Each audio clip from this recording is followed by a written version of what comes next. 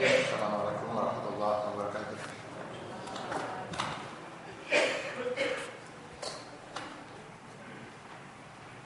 Alhamdulillah, alhamdulillahillazi hadana lil Islam wa ma kunna linahtadiya laula an hadana Allah. Sallallahu alaihi Muhammad wa ala man tabi'ahu bi ihsan ila yaumiddin.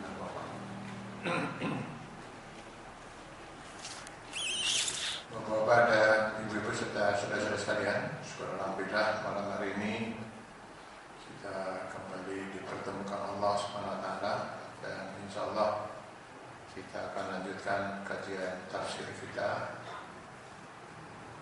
di Quran surah Al-Mulk, surat Tabarak. Ada ayat yang ke-6.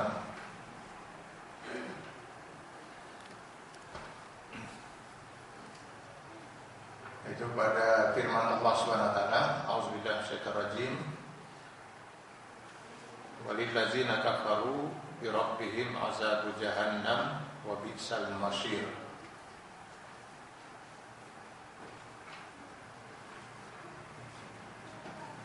Walillazina kafaru, dan bagi orang-orang kafir.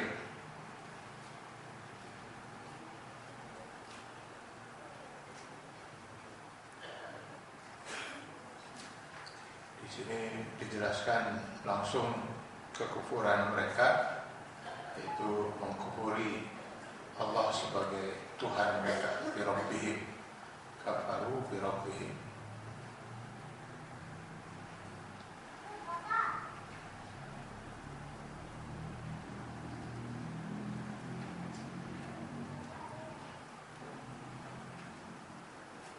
Seperti sering saya sampaikan bahwa manusia hanya terbagi dua dari sisi akidah. Ada yang beriman kepada Allah dan ada yang mengkufuri Allah.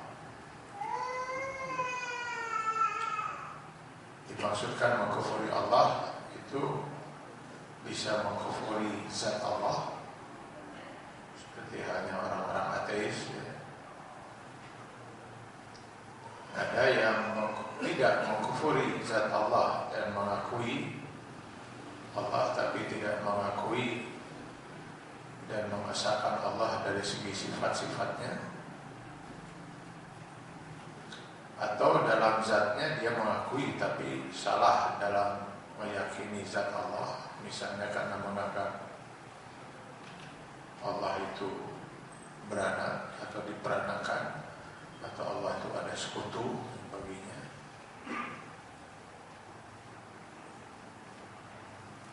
Atau tidak mengesahkan Allah dari segi sifat-sifatnya dengan meyakini ada selain Allah yang memiliki sifat yang sama dengan Allah, Maha Kuasa, Maha Tahu, Maha segala-galanya.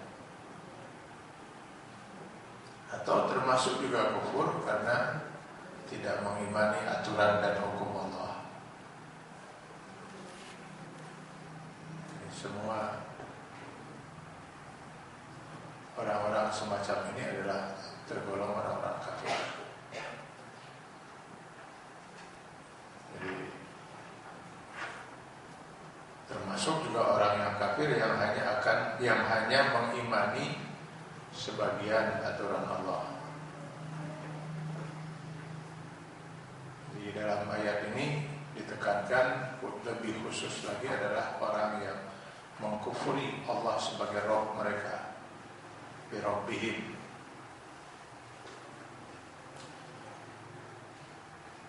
Yang dimaksud dengan orang-orang kafir di sini, kafaru, bukan hanya orang manusia, ya, karena juga di sini tidak dikatakan manusia, hanya yang kafir, kafaru. Yang dimaksud di sini baik manusia maupun jin. Karena hanya dua makhluk ini saja yang mungkin beriman, mungkin kafir. Karena hanya dua makhluk ini saja yang diciptakan oleh Allah dengan diberi kebebasan untuk memilih antara beriman atau kafir, antara beribadah atau berbuat maksiat. Kalau makhluk yang lain,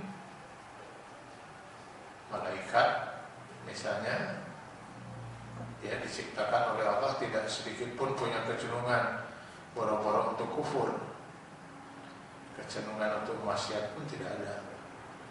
Jadi tidak ada malaikat yang kafir, malaikat yang berbuat maksiat. Semua malaikat mukmin dan soleh.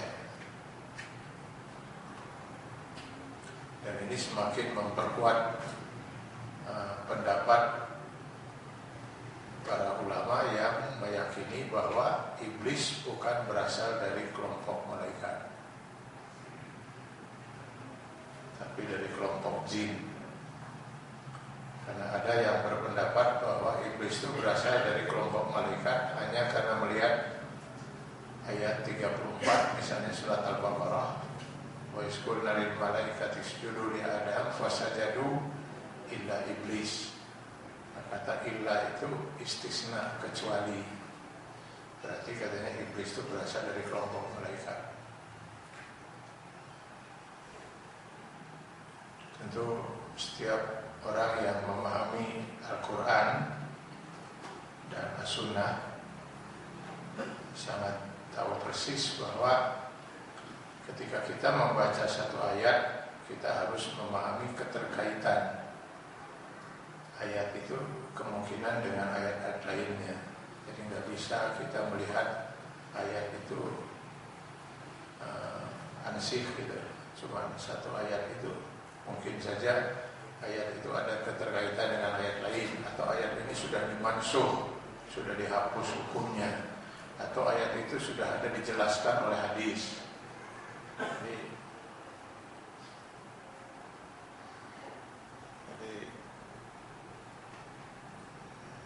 bab nanti kita akan ketemu dengan ayat yang dengan tegas sekali, jelas sekali, sharih menyatakan bahwa jin itu memang berasal dari iblis, itu berasal dari jin. Kana minal jin fa fasaqa an amri rabbih. Bahwa iblis itu berasal dari kelompok jin yang kemudian fasik kepada Allah. Itu satu. Kemudian yang kedua, ketika Allah menanyakan kepada iblis kenapa kali ini dia menolak perintah Allah untuk sujud dalam arti hormat pada Adam, padahal sebelumnya tidak ada aturan Allah yang dia kufuri. Maka iblis kemudian menyatakan alasannya, khalaqtani min nar wa khalaqtahu min tin. Engkau ciptakan aku dari api, sedangkan engkau ciptakan manusia dari tanah. Nah, yang diciptakan dari api itu jin, kalau malaikat diciptakan dari cahaya. Seperti itulah kesesatan orang-orang pluralisme. Ya, sekarang semakin mencoba mengembangkan paham sesat mereka di Bandung, karena yang mengaku mbah pluralisme itu ada di Bandung. Terus saja cuma berputar-putar di ayat 62 Al-Baqarah, tanpa dia mau peduli dengan ayat-ayat yang lain dalam Al-Quran. Itu pun ayat 62 Al-Baqarah itu dia terjemahkan menurut semau dia, tanpa dengan melanggar kaidah-kaidah bahasa, kaidah hukum lainnya, termasuk keterkaitan dengan. Maka sebenarnya tidak layak seorang bisa beristihad ya, kalau dia tidak memahami kaidah-kaidah bahasa Arab, asbabun nuzul, ayat, asbabul wurud, punya hadis, lalu tahu semua hadis dan tahu ayat nasib dan mansukh dan sebagainya. Mereka-mereka yang sudah menguasai seperti itulah yang bisa beristihad. Kadang-kadang orang baru baca 1-2 ayat terus lagi istihad.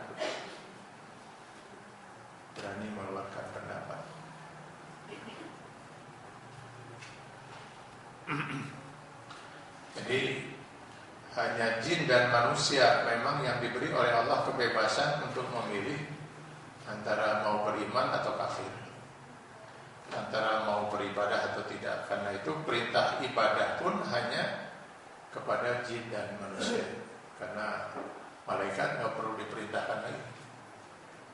Begitu juga benda-benda di sekitar kita, makhluk di sekitar kita, mereka terus beribadah, bertasbih, bertahmid, gunung bertasbih dan sebagainya.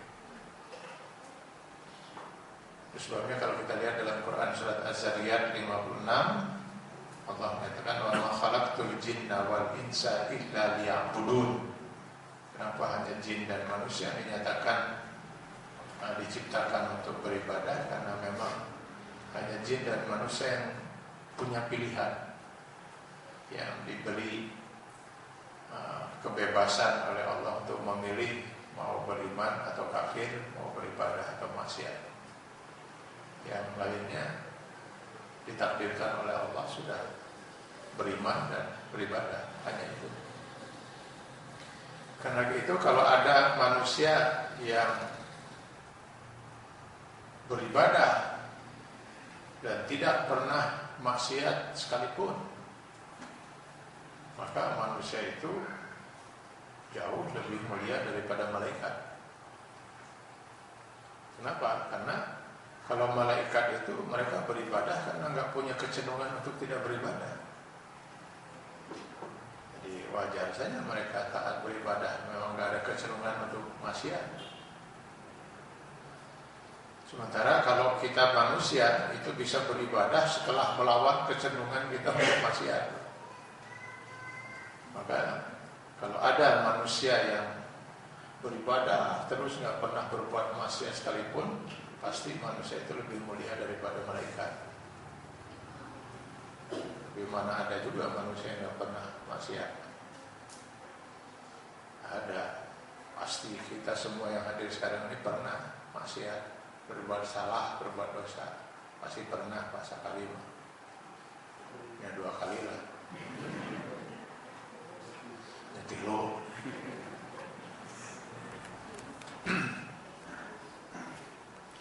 Maka pada ayat ini Allah mengatakan walillazina kafaru birabbihim, mereka yang kafir kepada Allah Tuhan mereka, baik dari jin maupun manusia, di akhirat nanti. Ini berbicara tentang di akhirat.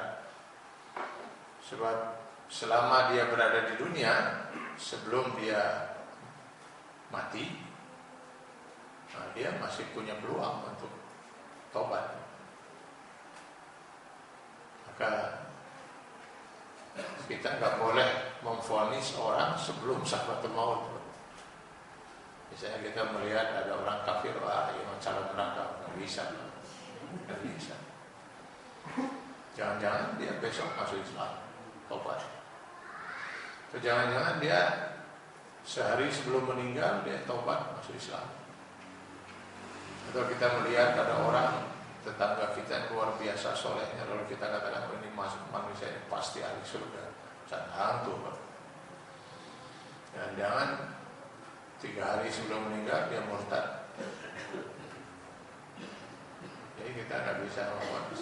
Jadi kalau Allah Subhanahu Wa Taala sudah menyatakan walillazina kafaru, ini artinya mereka yang sampai matinya dalam kekafiran, ya, sampai sakratul maut, ya. Karena saat sakratul maut sebenarnya sudah tutup buku, tobat sudah tidak mungkin. Pada saat sampai sakratul mautnya tetap kafir, maka ini ancamannya. Mereka akan mendapatkan azab jahanam, siksa neraka jahanam.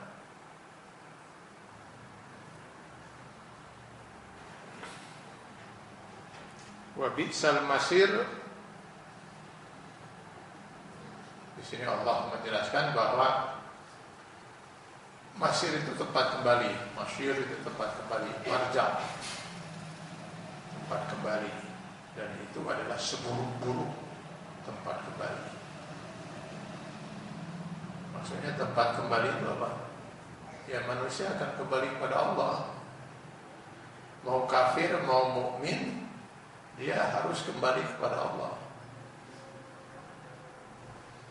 Maka salahkah kalau kita melihat ada orang meninggal dunia kafir, lalu kita sebutkan inna lillahi wa inna ilaihi raji'un? Salah tidak? Tidak. Tidak, orang kafir itu kembali kepada Allah. Yang menciptakannya Allah, yang memiliki dia juga Allah, maka dia kembali juga kepada Allah. Kadang lewat mayat orang kafir lalu kita mengatakan innalillahi kok hari guys kembali kemana sih dia? Kembali ke Allah, semua kembali ke Allah. Ada yang kembali ke Allah lalu diberi kenikmatan oleh Allah, ada yang kembali untuk disiksa. Nah itu yang kembali untuk disiksa. Maka kucing piaraan kita mati, innalillahi wa inna ilaihi raji'un. Uang kita hilang, innalillahi wa inna ilaihi raji'un. Jadi bukan hanya terkait dengan kematian sebenarnya innalillahi itu. Karena yang menjadi milik Allah itu ya bukan hanya nyawa kita. Jadi semua ini lillahi ma fis samawati wa ma fil ardh. Jadi saudara punya pulpen, punya apa gitu. Pulpen saudara hilang, innalillahi wa inna ilaihi raji'un. Jadi kita sampai sekarang masih banyak orang melihat konteks innalillahi itu hanya untuk orang meninggal. Dulu saya ingat waktu almarhum Pak Mutakin dapat musibah, hari pertama dibawa ke rumah sakit, kita nunggu di luar ruang operasi, tegang sekali kita nunggu. Jadi begitu keluar dokter setelah operasi itu, saya dan beberapa orang keluarga termasuk Pak almarhum Pak Yunus Nata Maja itu mendengarkan apa yang disampaikan oleh dokter mengatakan ya kita sudah berusaha maksimal dan ya kita serahkan kepada Allah. Seolah kita tunggu perkembangannya di mana. Saya sedang menyampaikan kepada yang banyak sedang menunggu itu, Pak Yunus lebih dulu. Assalamualaikum warahmatullahi wabarakatuh. Inna lillahi wa inna ilaihi raji'un. Maksud Pak Yunus almarhum pada waktu itu ya marilah kita kembalikan pada Allah. Tapi diawali langsung dengan itu tanpa mukadimah dulu. Mestinya kan alhamdulillah tim dokter baru saja sudah menyampaikan bahwa mereka sudah berusaha. Operasi sudah berjalan lancar, bahwa nanti perkembangannya ya kita ikuti, mudah-mudahan Allah memberikan kemudahan, Allah kesehatan dan sebagainya. Marilah kita semua kembalikan ini kepada Allah, innalillahi wa raji'un. Aman. Dimana langsung assalamualaikum warahmatullahi wabarakatuh, innalillahi wa raji'un. Mencuri ke langsung bercot yang lari itu dari Unisba itu langsung lari pergi ke Unisba, sampai di Unisba ambil mikrofon di DKI mengumumkan bahwa Pak Mutakin telah meninggal dunia, orangnya di radio diumumkan karena orang cepat konotasinya kalimat innalillahi itu ya meninggal. Karena semuanya innalillahi itu adalah kita berasal dari Allah dan semua akan kembali pada Allah. Yang kafir dan mukmin semua kembali pada Allah. Ada yang kembali untuk diberi kenikmatan surga, ada yang kembali untuk kepada Allah untuk disiksa. Nah ini orang-orang kafir itu kembali, cuman kembalinya tempat kembali mereka itu adalah seburuk-buruk tempat kembali, itu neraka. Kembali kepada Allah untuk disiksa oleh Allah.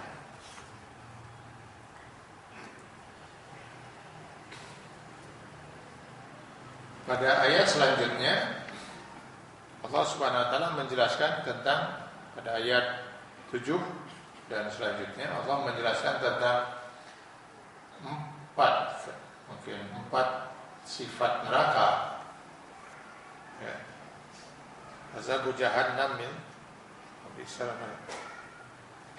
empat sifat neraka. Yang pertama dan kedua kita lihat pada ayat iza ulqu fiha sami'u laha syahiqan wa hiya tafur. Iza ulqu fiha, jika mereka dilemparkan, dicampakkan, dilemparlah. Ulqu fiha, ke dalamnya, nya di sana neraka jahanam. Haknya itu kembali pada neraka jahanam. Jika mereka dilemparkan ke dalamnya, ke dalam api neraka jahanam, sami'u laha sahiqan, maka mereka mendengar suara yang mengerikan. Sahiqan,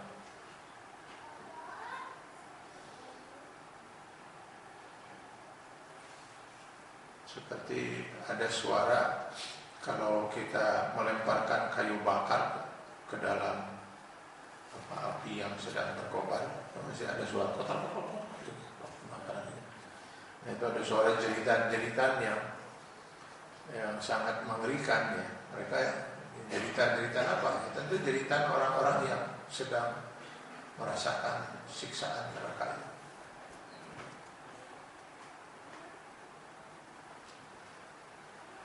Mereka yang dilempar menjerit pasti kebayang, Pak.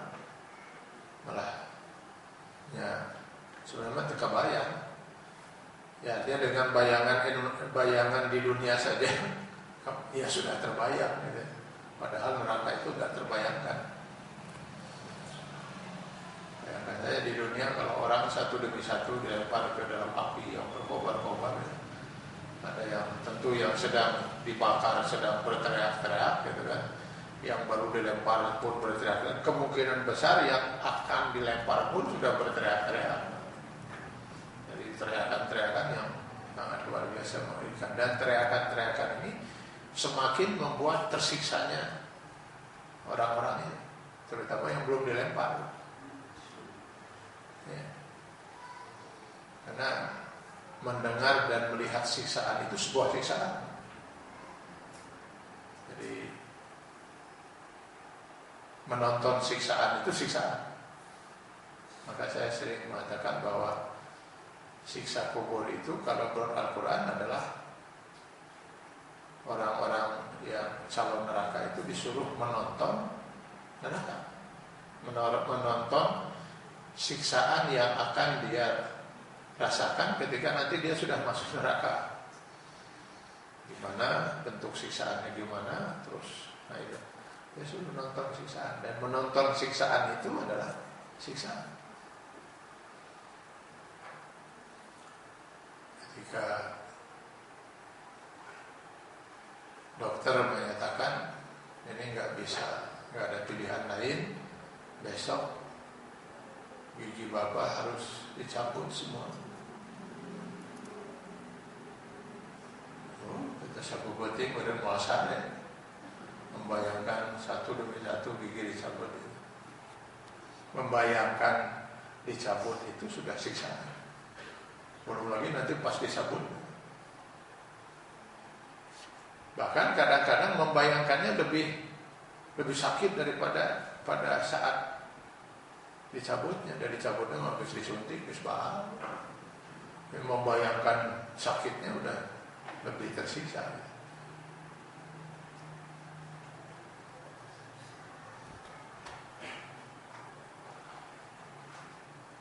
Dulu saya waktu SD selalu dipuji oleh guru. Kan nama saya Atian, Pak, Ate. Tapi ada teman saya yang Abdul Rahman, AB. Ada lagi siapalah gitu. Saya di urutan 9 kalau nggak salah itu. Ada Ade, ada Nam gitu. Afif, ada teman saya Afif. Jadi karena saya tadi urutan ke-8. Dulu kan waktu SD, SR itu biasa disuntik kayak apa? Suntik cacar kan ini urut lagi sudah dari naon itu. Lama ada tiga ayo netek kita ayo apa gitu. Yo, sudah karari itu tah.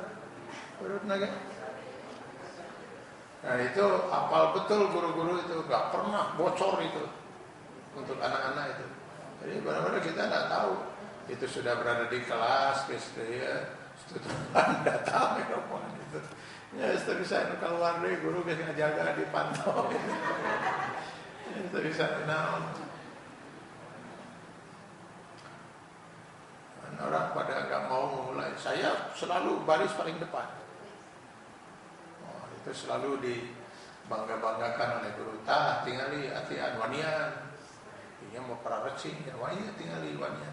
Padahal saya lain wanian.